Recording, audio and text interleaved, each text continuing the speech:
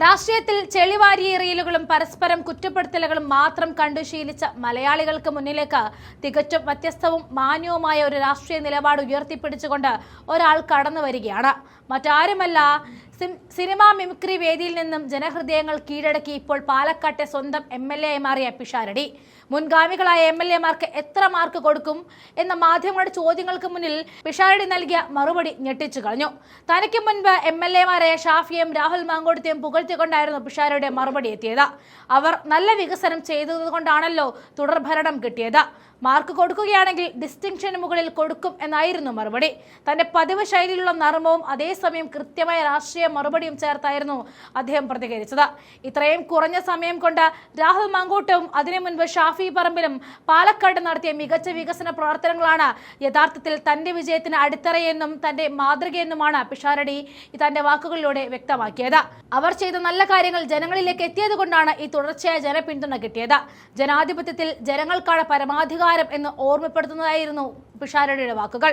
ജനങ്ങൾ നെഞ്ചിലേറ്റിയ ജനപ്രതിനിധികളെ മോശക്കാരാക്കി ചിത്രീകരിക്കാൻ അദ്ദേഹം തയ്യാറായില്ല താനും. പകരം തന്റെ മുൻഗാമികളുടെ പ്രവർത്തനങ്ങളെ അഭിമാനത്തോടെ ഉയർത്തിക്കാട്ടുകയാണ് പിഷാരടി അവിടെ ചെയ്തത്.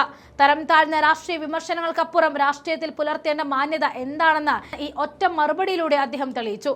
കടിച്ചുകീറുന്ന രാഷ്ട്രീയ ചർച്ചകൾക്കിടയിൽ ഇങ്ങനെ ഒരു പോസിറ്റീവ് സമീപനം വലിയ രീതിയിലാണ് ജനങ്ങൾക്കിടയിൽ സ്വീകരിക്കപ്പെടുന്നത്.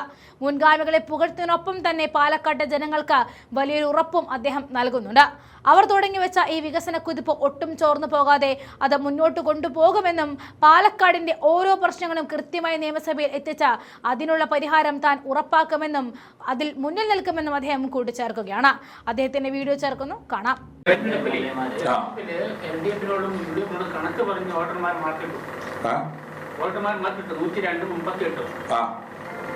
മുൻഗാമികളായ MLA മാർക്ക് എത്ര മാർക്ക് കൊടുക്കും വികസനകാര്യത്തിൽ?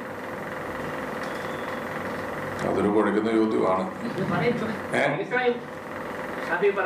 വികസന കാര്യത്തിൽ അവർ രണ്ടുപേരും നല്ല കാര്യങ്ങൾ ഇവിടെ ചെയ്തിട്ടുണ്ട്. എനിക്കൊരു ഡിസ്റ്റിങ്ഷന് മുകളിൽ മാർക്ക് നിർബന്ധമായിട്ടും ഞാൻ കൊടുക്കേണ്ടി വരും.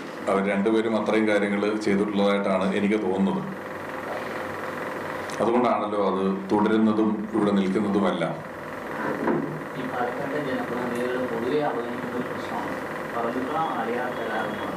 പാലക്കാട്, തൃശ്ശൂർ, മലപ്പുറം ഈ 3 ജില്ലകൾക്ക് ഏറ്റവും പ്രധാനപ്പെട്ട കരാറാണ്.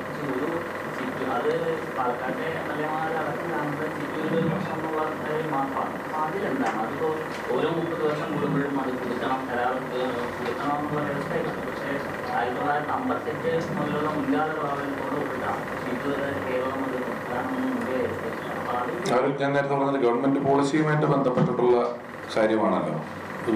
ഭരണതലത്തിൽ എടുക്കേണ്ടുന്ന ഒരു പോളിസി ചേഞ്ച് ആവശ്യമുള്ള ഒരു കാര്യമാണ്.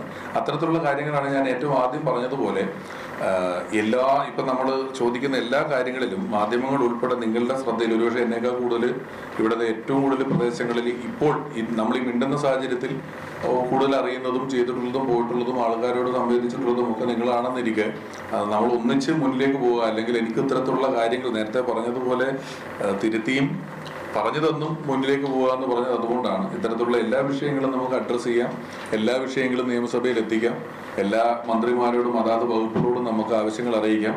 അപ്പോൾ പാലക്കാടിൻ്റെ ഒരു എല്ലാ തരത്തിലും ആരോഗ്യത്തിനും വിദ്യാഭ്യാസത്തിനും വലിയ പ്രാധാന്യം കൊടുത്തുകൊണ്ട്, ചെറുപ്പക്കാരുടെ തൊഴിൽ അല്ലെങ്കിൽ സ്വയം തൊഴിൽ എന്ന് പറയുന്ന ഒരു കാര്യത്തിന് പ്രാധാന്യം കൊടുത്തുകൊണ്ട് എല്ലാ മേഖലയിലും സമഗ്രമായിട്ടുമുള്ള ഒരു വികസനത്തിന് തന്നെയാണ് നമ്മളിപ്പോൾ ശ്രമിക്കുന്നത്. അതിനുവേണ്ടിയായിരിക്കും നമ്മൾ നിലനിൽക്കുന്നത്.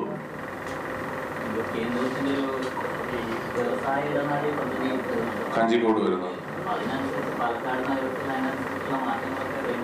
വേണ്ടിവരും.